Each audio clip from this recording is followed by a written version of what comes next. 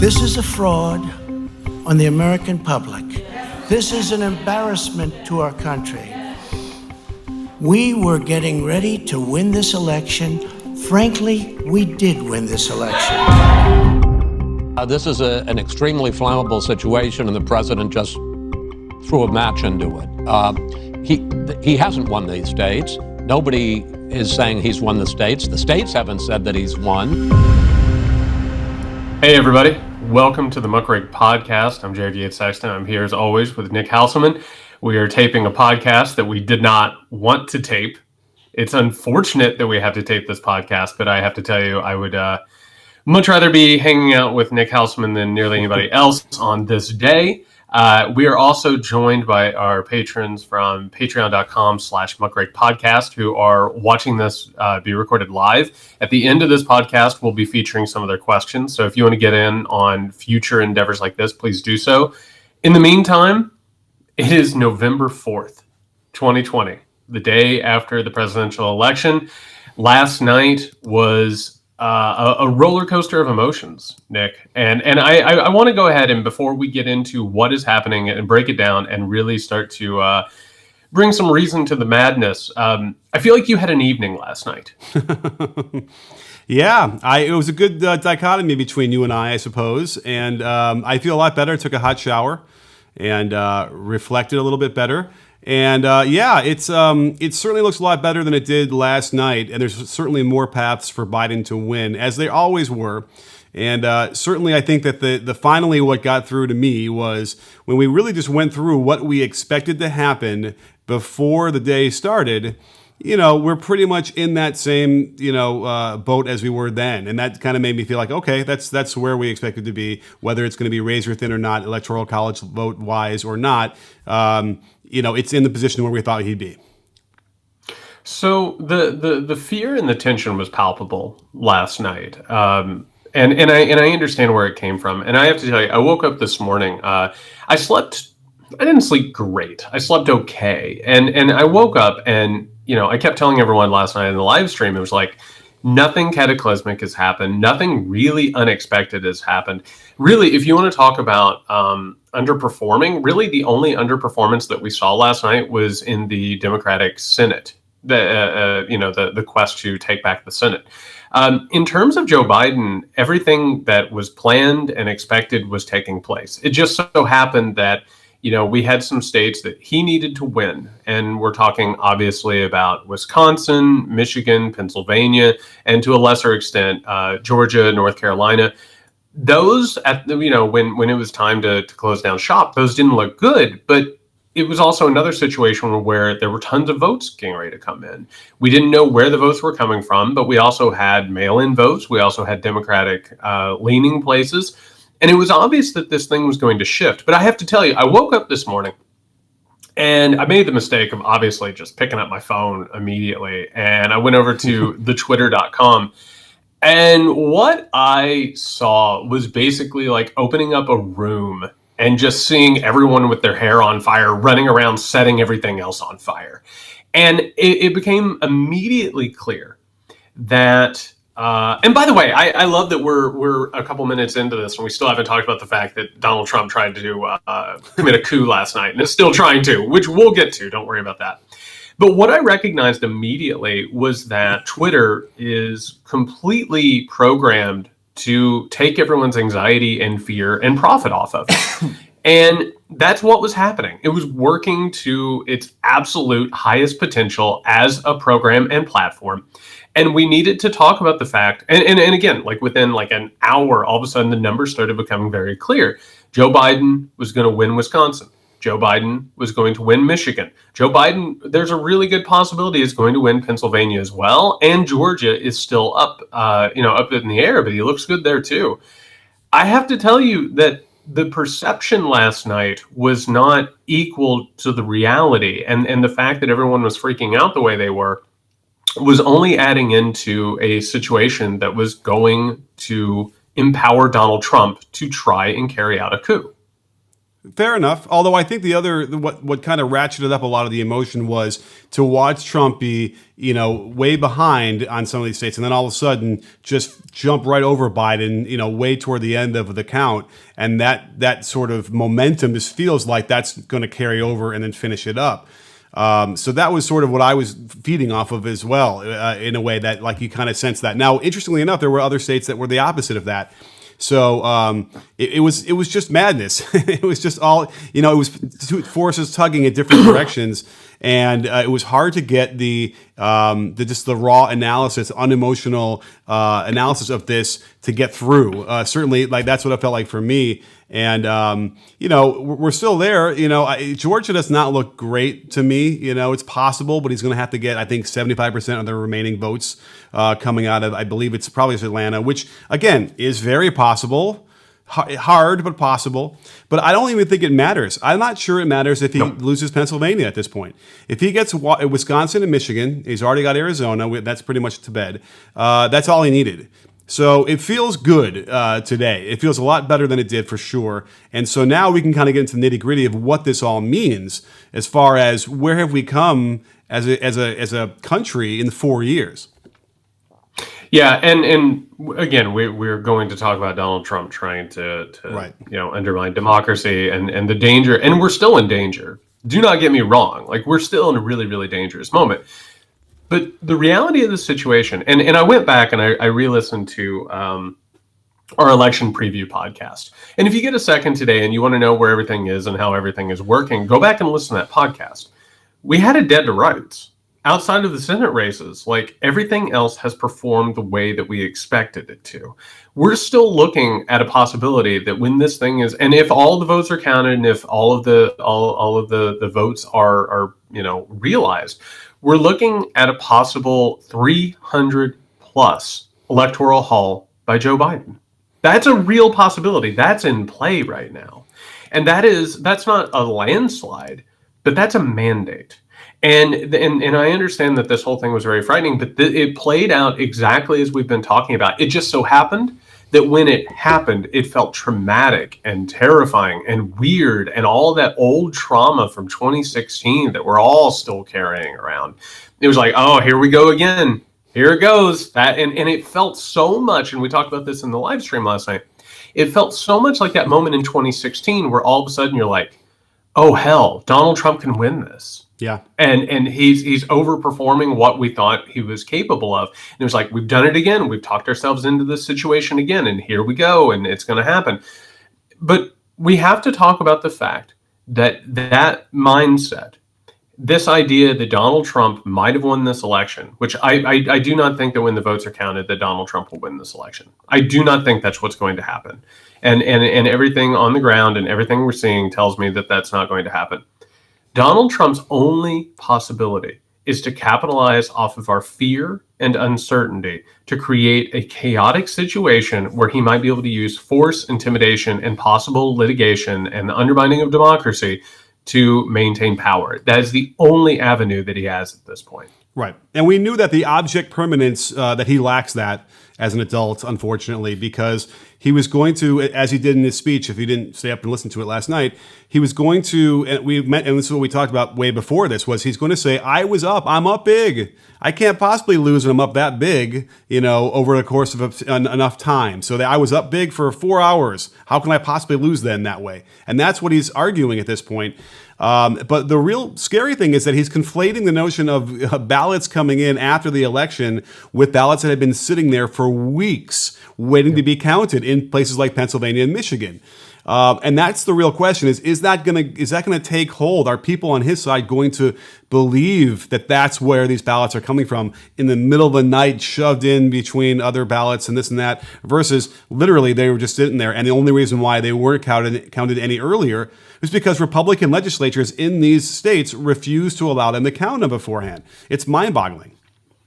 Yeah, so in Trump's wet Nerf football of a brain, the way that the circuitry works is everything that doesn't go his way is automatically unfair, right? I was thinking a lot, actually. I don't know if you are you a fan of The Office? Do you watch The Office at all? Both offices. So in the American Office, it's the episode where Mike and the office workers play a basketball game against the shipping guys. Yeah. And they're winning, and then Michael finds out they're winning, and he goes, "It's done. We got to end, and I guess we'll just give this to whoever's in charge right now, and whoever's in the lead." That's what happened last night. Is Trump basically is like, well, I've won, and when all of the numbers show that I've won, at this point, why are we even counting things anymore? Why are we even considering the election anymore? Everything else is a fraudulent endeavor. Obviously, they're stealing. And by the way, the tweets today, I don't know if you've been able to look at them. They are madness. Madness personified. I saw one, but you know what? I better get back on there and just sort of, I'm sure we can all peruse. It was like trying to watch a gerbil make sense of arithmetic. Like watching him try and figure out like why every time the votes were updated, he suddenly lost his lead and he was suddenly losing. Like was seriously like trying to watch him navigate quantum physics. He had no idea what was going on, but he knew that it felt bad. And as a result, it had to be inherently evil and corrupt. And that's who we're dealing with, which, by the way, just to bring this whole thing around, that's fascism. It's that empirical evidence and truth that contradicts what you feel is evil and awful and has to be suppressed through either legal measures or intimidation or violence. Two things. So when you look at his feed, what does it say to you that three of the 5 tweets of his most recent tweets are obscured by Twitter for being misleading, which is hard to do on Twitter, but they have already labeled those. I haven't even seen what he's been saying under there, but they've been obscured. But I think the fascism part doesn't come from the leader saying these ridiculous things. It's the amount of people underneath him that are wholeheartedly and full-throatedly supporting these things. That is what makes me concerned. Now, we don't hear Ted Cruz, I don't think. I haven't heard him or Marco Rubio, these guys out there saying, oh, you know what, we better start counting these fraudulent or, throwing out these fraudulent votes. I haven't heard them, whatever. But we have the machinations below in the government, below Trump in the campaign are spurring him on and applauding him and can't wait to, continue this. That is where the real fascism takes hold. And that's what's so concerning to me on one level. Yeah, and the other level of it is, and I'm glad that you broke it down like that. Like you have the authorities, right? You have the establishment that is going to carry out what Donald Trump wants. Then you have an army of lawyers who are going to do their own thing, and then you have the dirty tricksters. Like I have to tell you that somebody like a Roger Stone has not put down his phone this morning. You know what I mean? He's been on a lot of calls about how to really get this thing screwed up. But then we have another level too, which is, and we've talked about this for a year now. I think we've been doing this for about a year.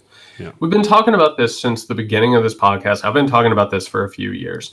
We have a group of people, the Trump diehards, who literally believe that they are engaged in an invisible war against conspirators, both within America, outside of America, that, they're going to come and take their guns. They're going to steal the election. They've had to, basically squirrel away arsenals and ammunition, and they have to be prepared to be invisible soldiers in an invisible war.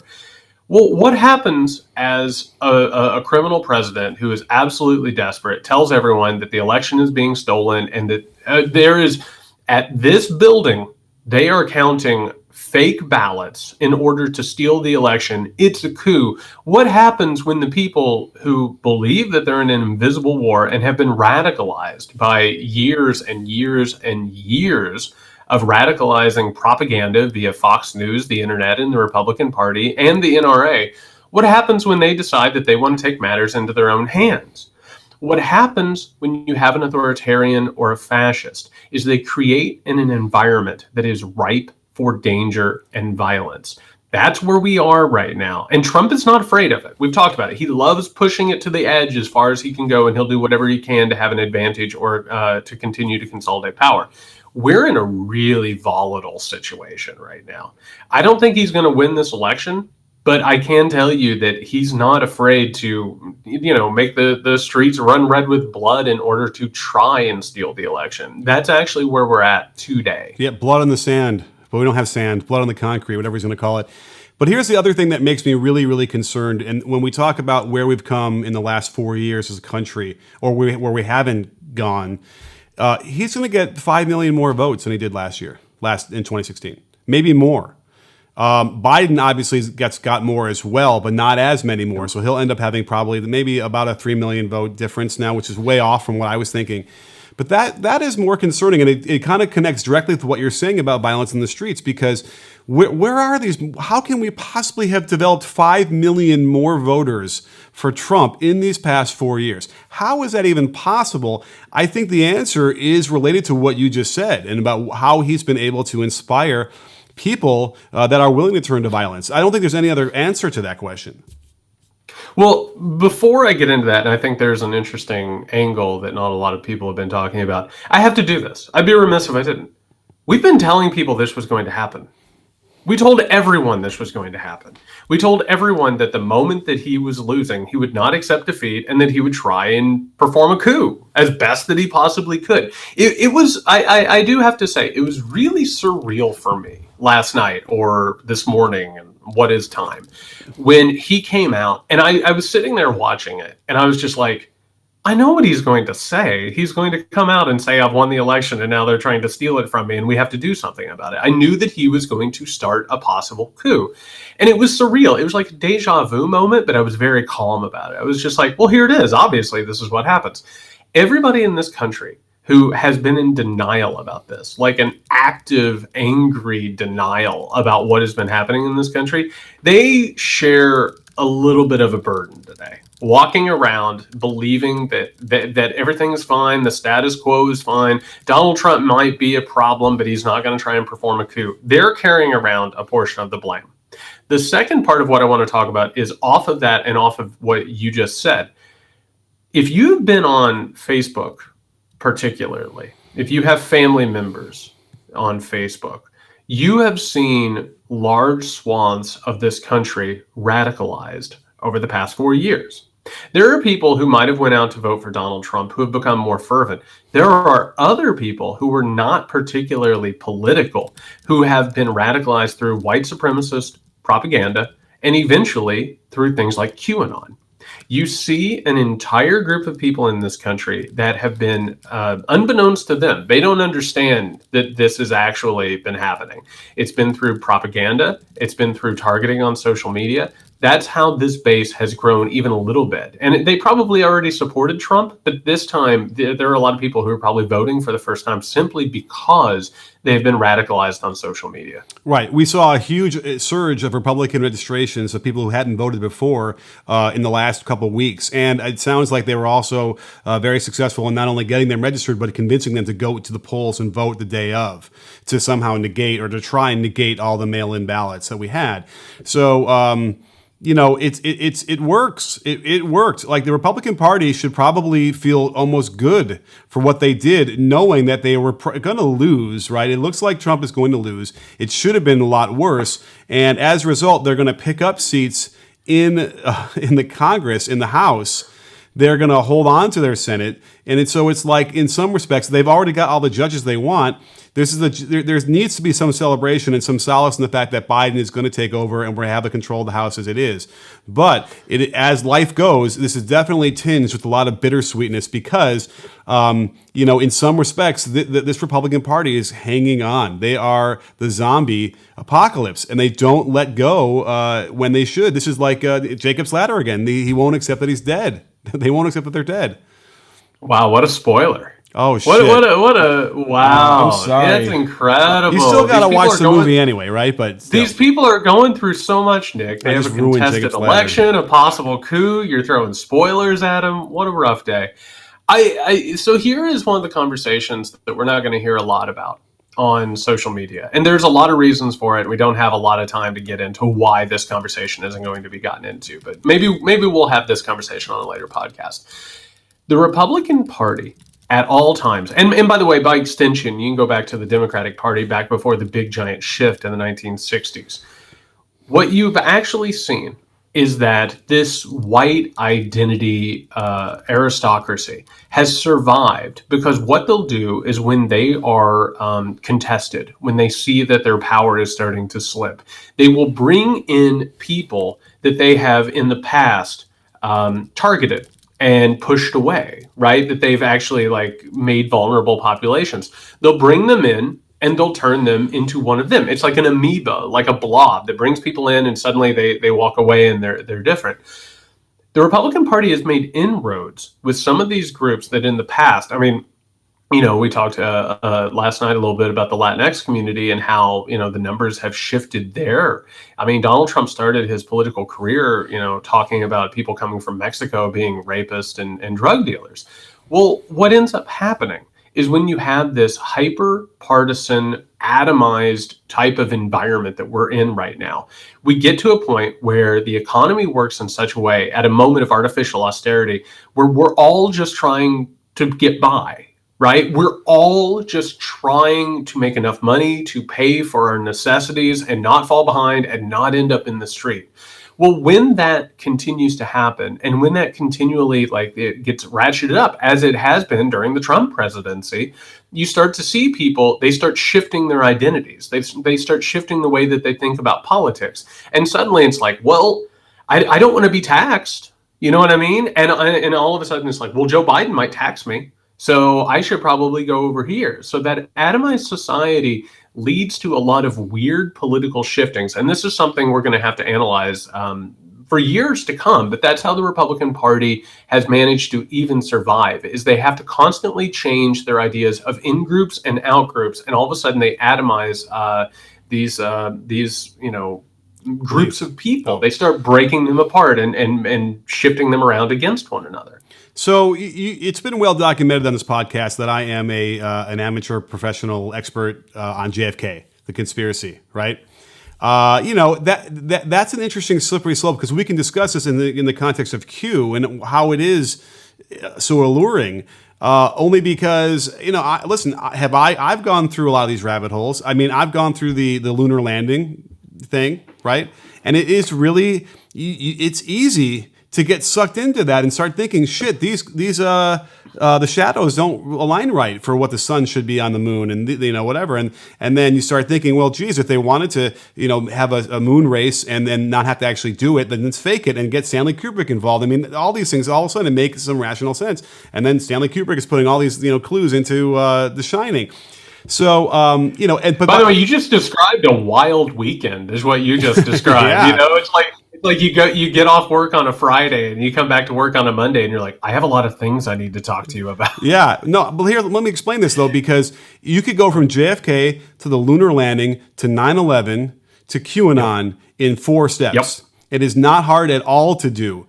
And I'm telling you, I'm not allowed to talk about the 9/11 stuff because it's just, not socially appropriate these days anymore. But, sometimes someone's like, wait, what are you talking about? I can list a lot of shit that went on there that doesn't make any sense at all. I'm willing to kind of exist in the world we live in and how it happened, but whatever. But I'm telling you, I can recognize how easy it could be. Now, the only problem though is there is some mechanism in my brain that says, you know what, there's not a pedophile ring going on in the basement of a pizza parlor. Like that just doesn't work. It doesn't make sense. It can't be. And yet that's the next step down that they can make. And then, yes, to whip that whole group. The only question we have is how big is that group? It's not the 5 million extra voters, right, that he got from 2016, but it could be. Could it be 1 million? Yeah, absolutely, it could be. I mean, what you're talking about is an inherently human thing. So, I'm working on this new project right now. I went back to ancient Rome, and I'm working my way forward. I can tell you that this conspiratorial, linking together of things, these in groups, out groups, based on who controls power, who doesn't control power. This is as old as human civilization. It's a very powerful, evolutionary thing within us. And I have to say, to bring this back around to the election, people right now, I think, are kind of really, really upset that Donald Trump had the showing that he did. Because we all look at this thing and we're like, how in the living hell could anybody go into a voting booth and pull the lever for Donald Trump? Who could fill out that bubble, right? It's so shocking to us that there are still so many people in the middle of a pandemic, in the middle of all of the corrupt scandals that he's had, and the fact, he's a disgusting human being, right? The problem is that we are in this moment of this trench warfare, polarization, and we can break the fever. It was not going to break yesterday. It was not going to break last night. There is a lot of societal fixing that needs to happen. There's a lot of reconsideration, a lot of reconfiguration that needs to happen. It wasn't going to happen last night. It's not going to happen today. You know what I mean? Like, there's still a lot of stuff that we have to do, but it goes back to that atomization I was talking about. We have had an economy for decades now that has just been wildly unfair and cruel, and it's juiced us for all of our worth, and it's made our lives harder and worse and more dangerous and more frustrating, and it has led to this moment where we are dealing with the fallout of that. But that's what Donald Trump is, because I've said this before. Donald Trump is not the disease. He's a symptom. We have to get him out, and then we have to have a larger project. But it was not going to get solved last night, no matter how much we wanted it solved. I agree, and it might not get solved today. I mean, it feels like it should kind of by the end of today. I believe Michigan had said they're going to have, another big batch at least of counting. That'll get them pretty close, and that'll be something interesting. Now, Pennsylvania, I feel like I heard Shapiro, the Attorney General, I think, say that like they might end up going till Friday to count these votes, which is probably fact, but they might be able to call it before then. But he's simply covering his bases by saying Friday. So we're in a situation where I don't know how volatile it feels like on the streets right now. It doesn't seem like anyone's really, everyone obviously is pensive and just sort of watching and waiting. But again, the real issue we now have to worry about is what the courts are going to do. And again, they've pretty consistently said there's no standing with their arguments, because there is no standing with their arguments. They come on there with the vague general, it's not fair. And then when the judge starts grilling them, and you can see where the judge is coming from, even Republican judges who were appointed by Bush or other hardline conservatives, they all seem to take this pretty seriously. And that's the only hope we have as far as if it does go to the Supreme Court. A guy like John Roberts et al. would also take this seriously and recognize how much of a ridiculous case it is and how frivolous it is, to the point where maybe they wouldn't even hear the case because they realize that there's no merits to it. Oh, no, the Supreme Court wants to hear this case. That's what these people get up to. Nick, here, and this is something that we have to keep in mind. We have a partitioned government. We have the executive, the legislative, and the judicial. I'll tell you what they love doing is they love slapping around the other branch of government. And the Supreme Court will not miss a moment where they can put the executive underneath their purview. It is a constant battle over that. And as far as the judiciary, there has been, and knock on wood, there has been a really good record so far of judges taking these things seriously, but we cannot look at them as some sort of like homogenous group. There are some batshit crazy judges out there who are willing to do some things. You know what I mean? Yeah. But we're not out of the water with all of that, not even close. Before we started taping, I don't know if you managed to see this, the Trump campaign has already requested a recount in Wisconsin. Well, go ahead and have the recount because Biden has won Wisconsin. And what we're going to see with the beginnings of this process is we're going to see how much the Trump campaign is going to work in good faith during these recounts. And I have to tell you, and I think you know this as well as I do, they're not going to act in good faith. There are a lot of dominoes that are about to fall. Michigan will probably be given over to Joe Biden today. And I have to tell you, watching Trump react to that or watching Trump try to preemptively keep that from happening is going to tell us a lot about where we're going to go over the next couple of days. Because Michigan is like one of the big parts of this entire puzzle. So if Trump thinks that he's going to lose an absolutely crucial state, I think he's going to tip his hand and show us what to expect in the next few days. But this thing, it's not going to get figured out today. And it's probably not going to get figured out tomorrow. There's a possibility that this might be an extended, really messed up, ugly situation. Right. And if you're wondering how a recount gets triggered in Wisconsin, a candidate can request it by 5 p.m. the day that the results are certified or released, as long as it's within 1%, which as it is now, it's within 1%. If I'm doing my math correctly, it's only 30,000. It's 21,000 votes. So that is concerning to some degree because recounts getting really messy. We saw that in Florida in 2000. I don't know if there's any precedent for a recount that's as big as 30,000 votes completely flipping around to the other side or not. But, that's a little bit worrisome. But again, if it's something like Pennsylvania and Michigan are held for Biden, then Wisconsin doesn't even matter.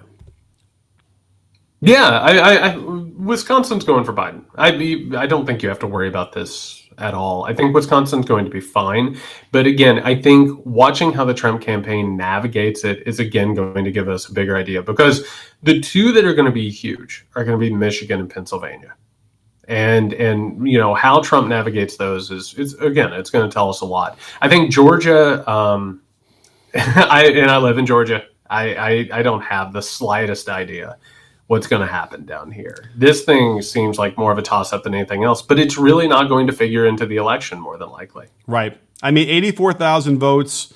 Correct me if I'm wrong. They're all from Atlanta. The ones that are the last 5% of the reporting are from Atlanta, right? That sounds to be the case, yeah. Okay. I guess he could close that, and again, that would trigger again another recount and a bunch of different lawsuits. So yes, that's the real question here. How quickly are they going to be able to process these lawsuits, or not? And then how quickly can they do the recounts? And how, I guess here's one thing that we could be sure of is that any kind of recount is going to be observed by both sides very meticulously. So it doesn't. Wait, are we assuming that? I mean, because Yeah. God knows, 2000. And by the way, I've said this a couple times. If you haven't yet, go watch 537 Votes. Yeah. The documentary by Billy Corben. It is essential right now. You're being assigned to watch 537 Votes to understand how these things happen. And you have to learn from what the Democratic Party did wrong in 2000, which is nearly everything. They acted in good faith against a bad faith movement. They were not aggressive because they were terrified of seeming like they were trying to steal an election. And as a result, they got rolled. So whether or not the Democratic Party shows up and does their due diligence here, I assume they will. I have to assume they will, but there's still a kind of a question mark lingering over the whole process. Sure. And what happened in the 537 votes was that they got rolled in the sense that they just simply couldn't finish the recount. The actual recounting itself, while they were there, that seemed like people were observing and whatever. But where they ended up being successful is basically bullying the infrastructure into stopping the count, and then somehow finding the right amount of the Supreme Court justices to further that. So it's a little different. Well, I think it would be a little bit different, but again, they're creative. That's the thing. These Republicans are creative about how they can do this. I mean, who would have thought? I would not have been able to predict, how can we get in the way of this thing? Let's appoint someone in charge of the post office that can completely and utterly destroy the mail chain, right? Like that's just evil genius stuff. I don't know. They must have that must happen in other dictatorial countries, right? They must have gotten that from somewhere, seen it in a movie. I don't know, but that was one of those things where they are very creative, and that's another issue why we have to be very concerned. But I'd much rather be in the position that we are now, where Biden has the lead, and it might trigger a recount or not, but he's got the lead, and it seems pretty clear, and that should happen again when they're in the recount. So that they're in the position they need to be as of this minute. I want to be very clear and very deliberate about this, and I was tweeting about this a little bit earlier today.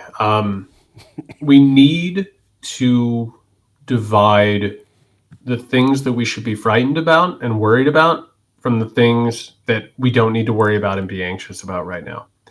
It appears that Joe Biden is in an incredible place of leverage to become the next president of the United States.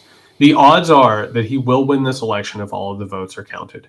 And he has so many different paths to victory at this point, and the numbers look like they favor him on all fronts, more or less. The things you do need to be worried about is that your anxiety and the fear that is currently floating around, particularly on places like social media and within the media, which profits off of all of this, by the way. I turned on cable news today for a few minutes, and I need to take a shower. It is already just so bad, and they're having a heyday. You know what I mean? Like, this is everything that they've ever wanted. And so what we need to realize is that we're imperiled right now. There is an advantage here for Joe Biden over Donald Trump in a legitimate election. But what you just talked about, that deviousness, right? Like, I'm with you. I never, ever would have considered taking a public good like the post office and suddenly turning it into an anti-democratic weapon. I mean, that is a deviousness that I don't have. I just Right. don't. It's not in my golf bag, you know. But we're imperiled right now. And you need to understand, and I keep trying to tell people this, not because I'm trying to be an alarmist. I'm not trying to be hyperbolic. By the way, there's this idiot who got on my nerves today on social media and was like, oh, you're just trying to sell books. Just like, I don't care if anybody ever buys another one of my books. I need people to be aware of this shit. These people do have the capability of hurting you. Because that's what fascism is. It's about either intimidating you or using violence to get you out of the way in order for their reality to come in and be dominant. That's where we're at. That's what we're dealing with. Donald Trump has already inspired violence. He's already used asymmetrical violence to his advantage. He's already said that his followers should be out trying to drive buses off the road. He's already stood up for a kid who went into Kenosha, Wisconsin and shot a few people. Like, that's what they're willing to do. It's a level that none of us even want to fathom going to. They're willing to go to that. So this moment of volatility, what we've been warning you about for months now, it's real. It was never about trying to up our listens or trying to sell a product or somehow or another to manipulate people or get them like vibrating on a level that was conducive to something. That's like the legitimate space that we're living in right now. So we do have to understand, and I keep saying this, we have a president who has tried to carry out a coup. We need to be ready to protest. We need to be ready for mass action, mass protest. We need to be ready to fight against this thing. But do not for a second think that we are not in danger and that there's not some sort of big, giant fight coming, because it's absolutely coming. Right. I mean, we heard Newt Gingrich, of all people, calling for God, what did Newt do? Yeah, you didn't hear it. Oh. He wants McConnell and Graham to call an investigation on the Judiciary Committee for this and get like the actual machinations of government involved to investigate what's going on. I mean, it's the same bullshit they would say from Benghazi. You know, just whatever. There's no point in even doing that. Nothing would come out of that. But that's what you hear them saying. Newton Leroy needs to sit his dumb ass down, is what he needs to do. He did enough damage in the 1990s. He doesn't now need to completely undermine and pulverize democracy as we know it. Newton Leroy can Right. go to hell. And we know that McConnell probably feels the same way we do about Trump. You know, he has no interest in going anywhere near the White House for fear of COVID, rightfully so. And I think he recognized that. And that's the failure of the Republican leadership, was that, you know, a lot of them realized the dangers of Trump, but sort of just shrugged, thinking, "All right, well, let's get our stuff in while we can. We'll get what we can get." And you know, and by the way, it doesn't matter now, because they've gotten all the judges they need to get in. They still have control of the Senate, which is what we haven't really talked about at all. You know, it's disgusting. It's a disgusting world we live in that Susan Collins can get reelected again in this environment. It's disgusting to me. And it looks like she's going to win that one, I think, unless Maine has a weird way of doing their Senate races, I believe, but it still looks like she's going to get it. You know, we're still in a world of pain here, regardless of what happens with the presidential election. Yeah.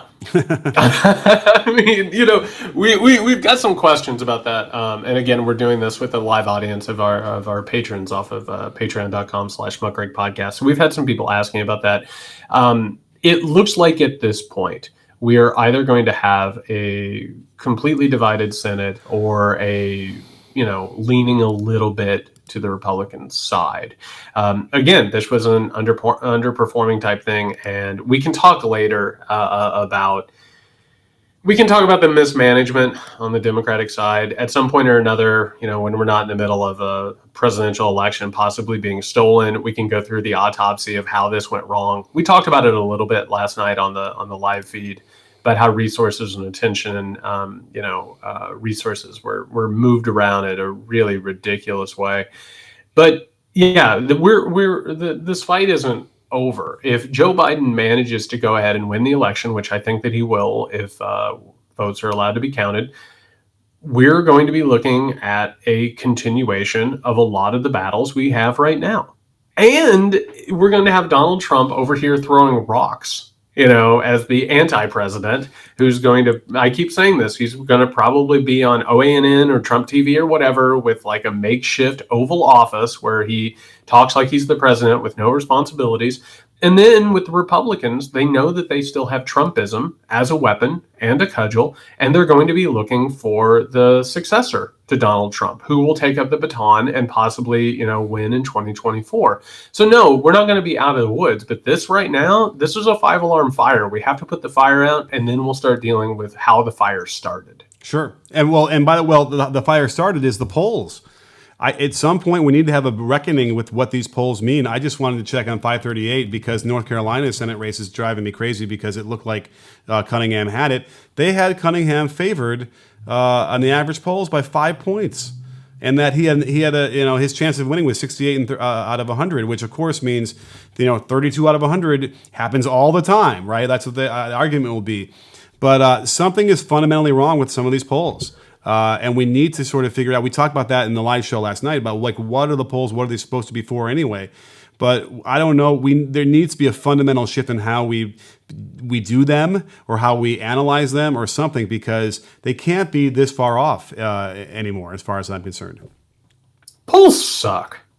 Polls just suck, and they're pretty useless. Let's just put that out front. Like, unless we're talking about public opinion on issues, they pretty much suck. We have people who either lie to pollsters or they try and cover up, what they actually believe to pollsters. On top of that, I'm done with Nate Silver. I'm just going to block him. I'm done thinking about Nate Silver. I'm done. It's almost like your local weatherman who doesn't know shit about what the forecast is. And he calls, for sunny days and it's 7 days of rain. Like, there's no consequence.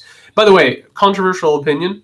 I think that whenever your local weatherman gets on the screen, over on the side, there should be a list of his right and wrongs. Keep a running tally of how good he's been at the weather, because you need to know if you can trust these people.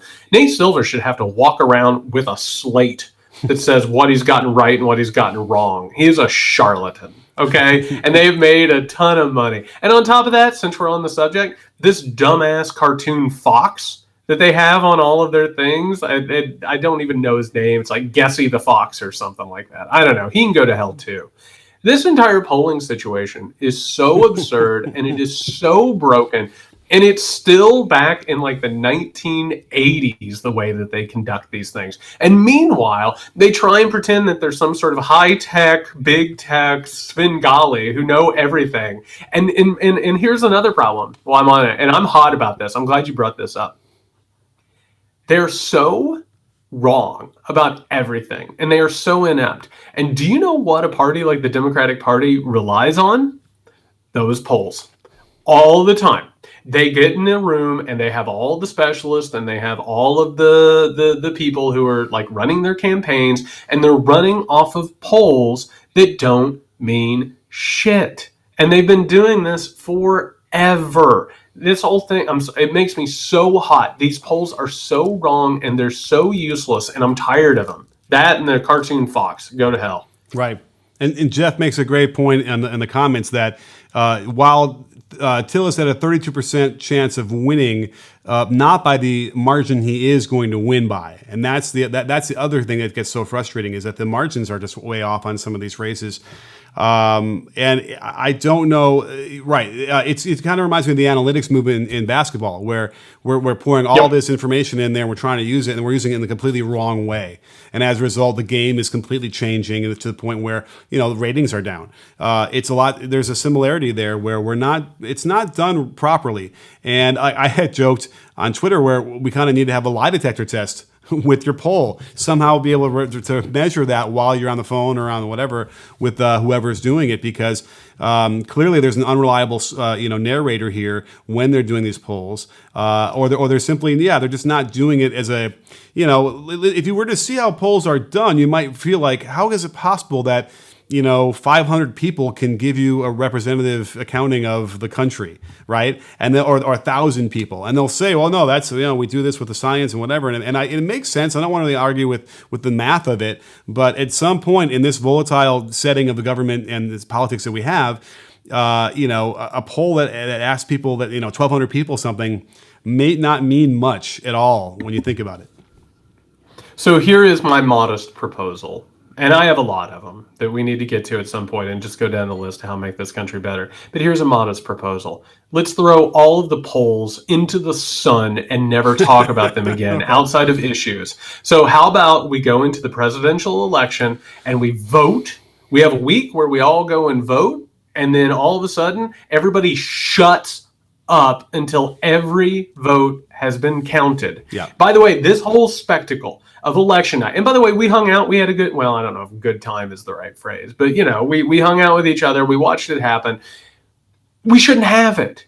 Why are we treating this like it's a season finale or the Super Bowl where we can look at the numbers come in and we can have an idea? We have no idea. Even as Kornacki, again, is all gacked up and like, this is here, that's there, it's coming in from here. We don't know. And it does real damage. Because look at our idiot president. Our idiot president watches it and thinks that he's watching like a scoreboard light up. He doesn't understand it. And so as a result, again, his wet Nerf football of a brain tries to make these connections, and the object permanence is completely gone. It's a dangerous thing. It's actually hurting our political system, and it's hurting our society.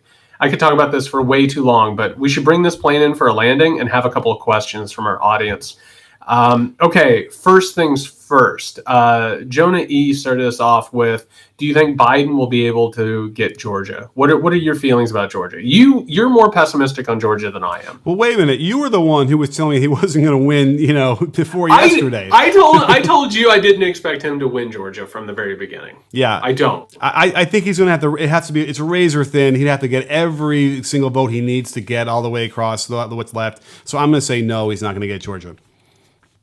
Okay, I don't think he will either, but I'm more bullish on the possibility. I think the Atlanta vote that's coming in could possibly shift things in a big, major way.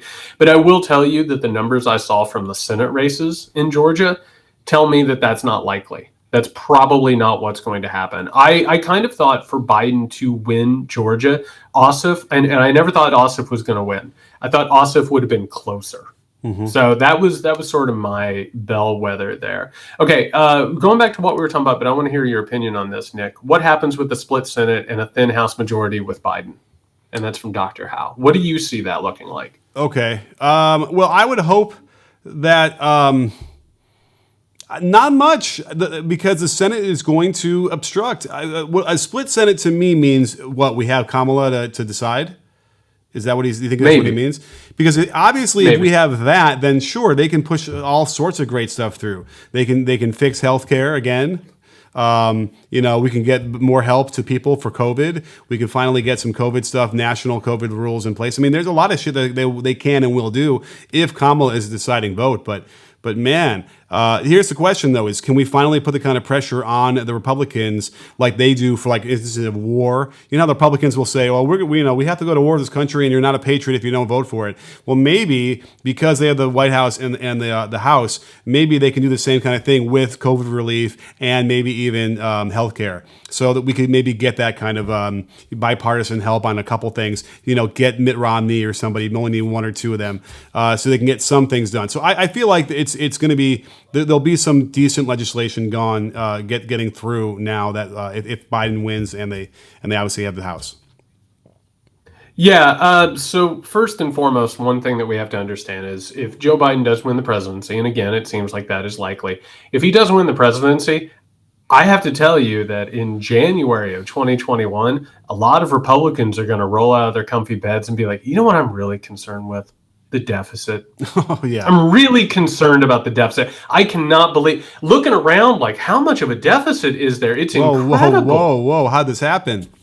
Who possibly could have ran up this deficit? I bet that person has a D by their name. So that's automatically what's going to happen. But we do have to understand that we have this new sort of modern weapon, which is the executive order. And I think Joe Biden will probably, unfortunately, have to use executive orders. And then we're going to end up in a prolonged legal battle between the executive branch and the judicial branch. And then, of course, we've talked about this, and it goes back to what we were just talking about. A Joe Biden presidency with a Trump base that believes the election was stolen is a recipe for violence and volatility. So that's something that we have to keep an eye on. Yeah, and then let's not forget if it goes to the courts, Well, they've packed the courts, so that's the other issue. So the Republicans can probably legislate from the courts based on who they've already appointed, many of whom are not qualified or very low rated by the bar. So it's a concern, and we'll have to hope that maybe a couple senators will just peel off and become more moderate and help them pass some things. But should we go? Do you know what they named that fox? Do you know what they named that dumbass fox over at 538? Red? Fivey. Fivey. Okay. I already hated him before I knew his name, but I hate him even more now. Fivey. Okay. Fivey can go straight to hell. All right. Mia says, how confident are you at this point in the game? Where are you at, Nick? How confident am I? I'm very confident that Biden will win. Yeah. So I would say I'm 75% confident that he's got it. It seems even without Pennsylvania, I think he's going to get Wisconsin and Michigan. So we're okay. Yeah, I'm very confident in that regard. I'm less confident that we will be able to withstand the authoritarian, anti-democratic coup that Trump is trying to carry out. I think it's going to depend a lot on public pressure and how the media meets the moment, which, by the way, if it's completely dependent on what the media does, we're just screwed. But, I do think Americans will stand up to this thing, and I think that it stinks. I think it stinks to the point where you'll actually see a lot of Republican voters. Those, I always talk about them. It's the county fair Republicans, the ones who have like elephant brooches and, they hand out, corn dogs and pamphlets. I think some of them would be really afraid of this thing, and they're not interested in the trench warfare type of idea that Trump really represents. So I am confident. And I'm also worried. I am both things. I contain multitudes, Nick. I contain multitudes. Sure. Well, before we miss the question from Julia, which I think is interesting, is do we think that the tight Senate races reflect election interference? We didn't really talk about that at all, and it really hasn't come up. The intelligence community seems to be relieved that everything kind of went off okay, although this is now where we're going to get a lot of the misinformation from Russia and whatnot. It's interesting. Do you have any feelings about that, whether or not these races could have been interfered with? I don't know of anything in particular. I have heard a lot of stories about fears of election tampering and interference. I've heard a lot of anecdotal evidence. I'm always hesitant to sort of float these out and really give them a lot of body because a lot of it is anecdotal evidence, and it's, I've had it described to me by people in the know and with people with experience. It's like chasing a ghost in a machine. It's really incredibly hard to lock down. And by the way, the moment that somebody would find it and that somebody would like press it down and say, here it is, this is what happened. At that point, the worms are kind of out of the can. At that point, democracy itself is just absolutely questioned. And so it's a really hard thing to find, but I think it's a legitimate question that I don't know that we're going to have the answer to. I agree. Let's see, a couple more questions before we wrap up? Sure. Let's see. Do you see anything you want to grab? Okay, Raven says, I just saw a tweet today that said 55% of white women voted for Trump this year. I don't believe that. Have you seen that? Okay. I do. Excuse me. I do. I have some numbers to share with you too on that because I meant to bring that up. Here's what's really concerning to me. Are you ready? Because it's related to this. I'm ready. Where is it? I was. Oh my goodness gracious! Here it is. Okay. So Charles M. Blow, who writes for the New York Times, had some numbers which are related to this, where he says. The black male vote for Trump increased from 13% in 2016 to 18% this year. The black female vote for Trump doubled from 4% in 2016 to 8% this year. Also, once again, exit polls show a majority of white women voting for Trump. And then, by the way, LGBTQ voting for Trump doubled from 2016. So we brought this up in the very beginning of where we are as a country and where we've gone the last 4 years. That is really concerning, wouldn't you say? And that folds into the white women as well. How is that possible? Well, I want to start off by saying, first things first, is that white patriarchal supremacy doesn't just serve white males. That's one of the things that we don't like to talk about. But, white people as a whole benefit from white patriarchal supremacy. It's something that we don't like really to get down to the nuts and bolts of.